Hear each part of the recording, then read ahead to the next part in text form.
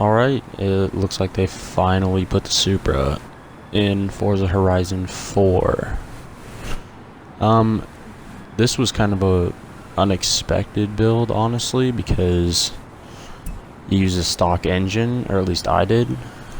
You can swap in various other motors, but whenever I tuned the 7.2 V8 and the 6.2 V12, I believe it is, I couldn't get them this fast. The V12 is just a little heavier, but it also hooks up really fast and out launches the 2JZ, but the inline 4 turbo rally isn't very good. I've never really been a fan of the LS in this game. I think they dogged it down too much, but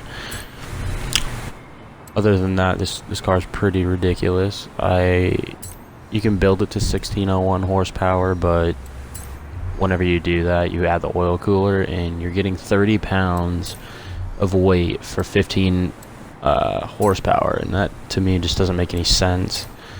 And all the body kits add more weight to everything except for the hood, and removing the wing. So that's usually what I like to do. It's not exactly the nicest looking, so if you're going for a build that looks good and is fast, I mean, you can add whatever, but I don't do that.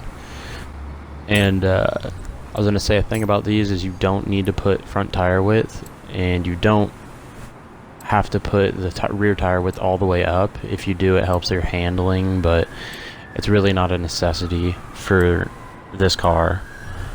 And honestly, if you're running V12 or inline 4, I think it is, or no, not V12, but inline 4, you don't want any tire width, which is just S1 class and it's super slow, but for rally it would make sense. But in this one, you would want the second to last tire width, and like I said, you also don't need the stance. You don't need to push the front tires out or the rear tires out. I just do it for a little bit more so the showy kind of look, and then it's somewhat supposed to help your handling, but I'm not really 100% sure on that. And I've also been messing with this tune since then, and I've got it pretty consistent with a 7.541, and it doesn't seem like it wants to go any faster, but obviously I'll keep working on it and seeing if I can make it any faster, and I'll post updates if I do. But you put everything on that I'm doing in this video, except I believe you don't need to have tire width all the way up or all the way down, or it just depends on where you want it. But just know that the more width you have, the better handling. The narrower is less weight. So it really just depends. If you can get it to hook up with the narrower, then I suppose it'd be better, but supposedly on the 0 to 100 it makes it worse. So I'm not really sure that's really a determining thing for you, like you for determine on your own. But aside from that, you put everything in on the engine except the oil cooler.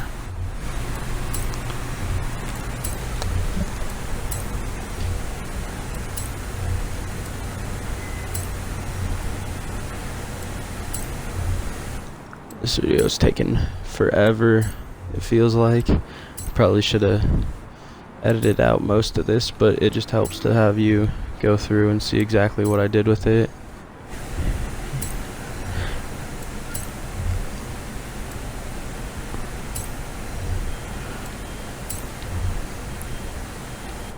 Alright, so I'm just going to show you really quick here that the oil cooler helps, but if you look at the weight, then you'll notice it gains 30 pounds and only 15 horsepower, and in my opinion, it doesn't help it any, and whenever you do rivals in the quarter mile, it actually makes it slower. I'm not sure exactly how that works, it doesn't make sense, but that's just a Forza thing, I'd suppose. I kind of skip over this a little fast just because my recording messed up, but the tire pressure you want to be at 15 in the front and rear, and if you want to see my stats, you'll have to pause it just really quickly on there. Also, the springs, I was meaning to say, you don't have to have the rally springs. You can put the race springs in and lower them all the way in the front and the back, and it'll give you the same result, if not a little bit better, because it'll have a little bit better handling since it won't be bouncing as much.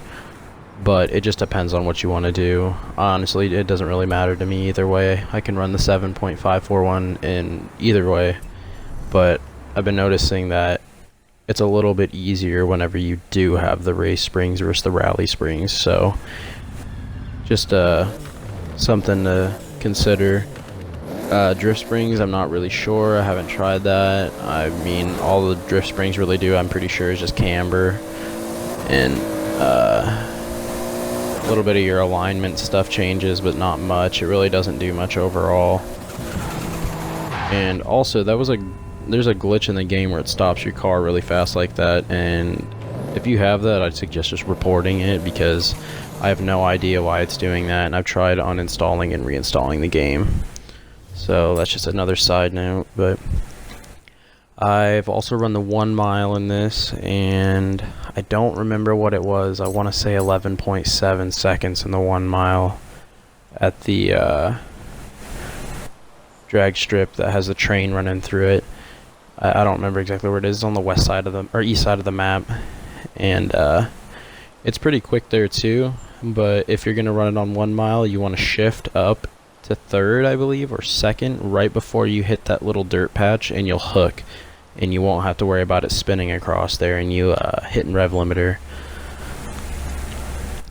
But me and a couple of friends have been trying to tune this, and it seems like it's capped at 7.541 for the 2JZ, but I'm not going to say that it is, because I've seen people in the records get 7.441 supposedly, and 7.514, I believe, something like that.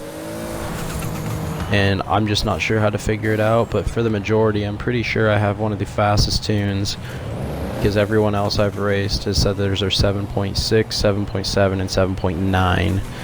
So I'd count on this being one of the fastest tunes. And if it's not, go ahead, correct me, add your record, message me on Xbox, Master Saint 14, obviously, and send me a screenshot, because I'd love to see that, and maybe exchange numbers on your gears and see what happens, see if I can get it to run that. Again, this is for the rivals. In lobby, if you want to drag race with it, do not rev it before you hit the green light. Just leave it and then just hit the gas as soon as you hit the green light, and it'll hook, and you'll win just about every time. I mean, I've won every time except for people jump. It just doesn't want to hook up if you try and full rev, or it'll just sit there and like kind of lag a little bit. It won't actually like engage until a few seconds or a few like milliseconds after. But messed up in this run a little bit here, but it's just to show. I mean, it's even a low 7.6 in this run, and that's pretty impressive.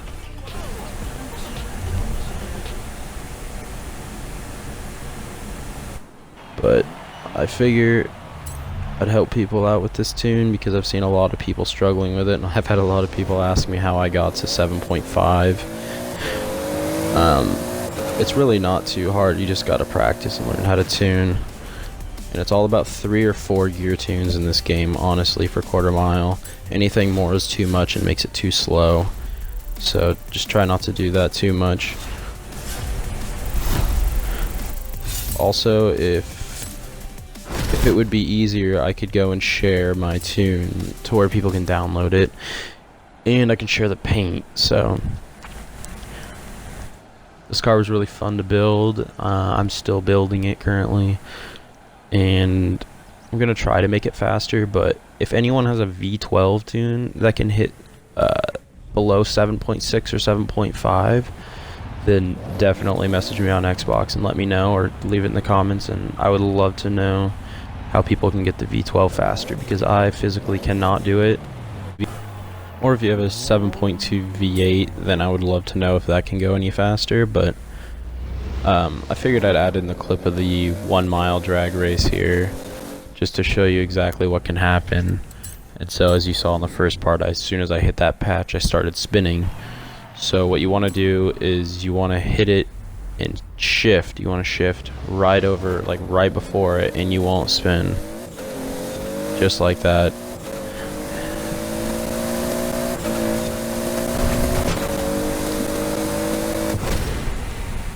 So that was a really fun build here, and I'll try to get more cars out. If you have any suggestions on cars to build, just leave it in the comments or send me a message on Xbox, I suppose, and I'll try to build it.